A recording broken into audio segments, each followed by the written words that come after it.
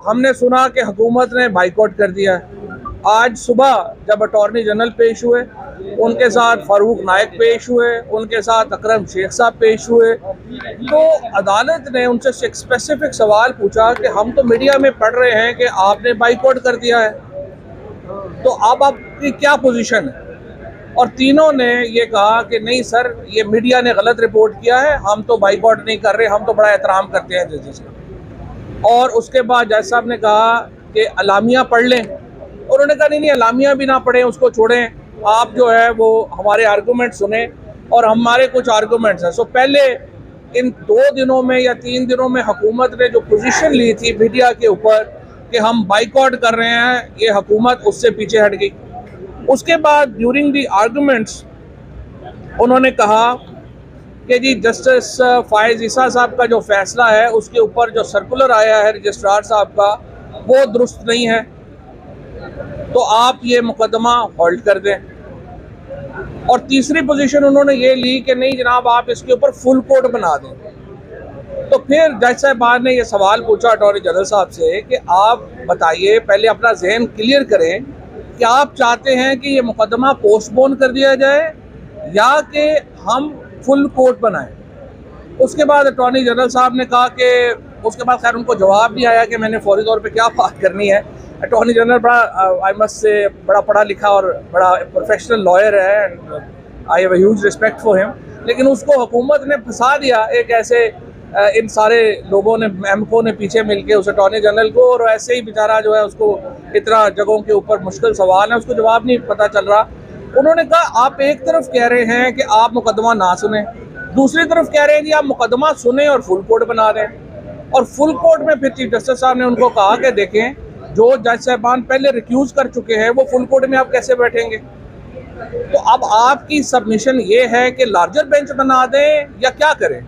तो फिर attorney general साहब ने कहा हाँ जी नहीं सही है, आप ये कर दें कि ये फिर वो जजेस जो हैं वो आप जो 15 जजेस नहीं बैठ सकते, तो आप जो है वो 9 वाला जो 6 जजेस जो हैं उनको शामिल कर लें और 6 जजेस जो हैं वो फैसला कर लें।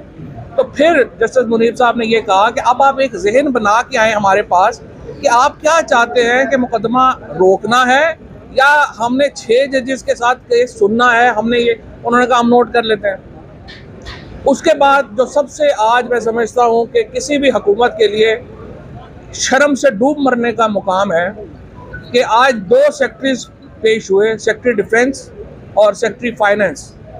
उन्होंने जो रिपोर्ट पेश की है उसमें उन्होंने कहा है कि ये मुल्क डूब चुका है, ये बाकी पंजाब जो है उसके अंदर सिक्योरिटी अलर्ट इतना ज़्यादा हो चुका है कि हमारी कमर टूट गई है, फाइनेंशियल क्रंच इतना बड़ा है कि पाकिस्तान जो है इज़ अ फेल्ड स्टेट, और 20 अरब रुपया भी हमारे पास नहीं है इलेक्शनों के लिए देने को। ये फाइनेंस सेक्रेटरी जो है उसकी रिपोर्ट है। और सेक्रेटरी डिफेंस साहब ने आके बताया है कि हमारा मुल्क जो है वो बिल्कुल इतना बनाना रिपब्लिक है और इतना हम सिक्योरिटी के लिए जो है वो हमारा मुल्क ख़त्म हो चुका है, जिसमें कोई सिक्योरिटी है ही नहीं किसी की, कि यहाँ इलेक्शन जो है वो होने बड़े मुश्किल है। तो उस पर जज साहब ने उनको ये याद दिलाया है कि देखिए, पाकिस्तान के आइन में नामजदगियों पे हुकूमत नहीं चलती, इलेक्शन ही होने हैं, ये कॉन्स्टिट्यूशनल ऑब्लिगेशन है आपकी, और इस कॉन्स्टिट्यूशनल ऑब्लिगेशन को पूरा करने के लिए आपने जो कुछ करना है वो आपको नीयत दिखानी होगी, और उम्मीद यही है कि ये नीयत सेक्रेटरीज जो हैं दिखाएंगे।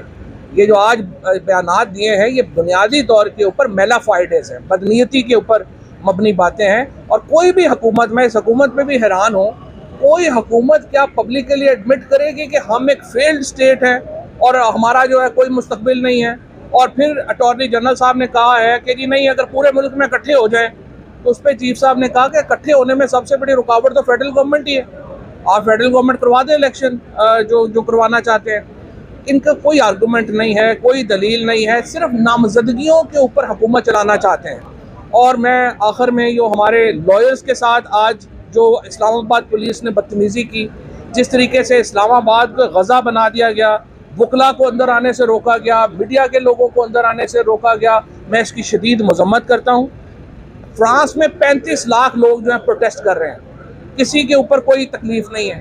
पाकिस्तान में वकीलों को अदालतों में नहीं आने दिया जा रहा, लेकिन इसके बावजूद मैं पूरे पाकिस्तान की लॉयर्स कम्युनिटी का शुक्रिया अदा करना चाहता हूँ बार एसोसिएशन का शुक्रिया अदा करना चाहता हूँ। जिस तरीके से जिस बड़ी तादाद में आज वकला बाहर निकले और उन्होंने आइन के साथ और सुप्रीम कोर्ट के इदारे के साथ अपनी यकजहती का इजहार किया, ये पाकिस्तान के रोशन मुस्तकबिल की उम्मीद है। अब इंशाल्लाह तकरीबन 20 मिनट के बाद दोबारा बेंच जो है वो अपनी हियरिंग शुरू कर रहा है और उम्मीद रखनी चाहिए कि आज हियरिंग मुकम्मल हो जाए और आज फैसला हो जाए, तो यही पाकिस्तान के लिए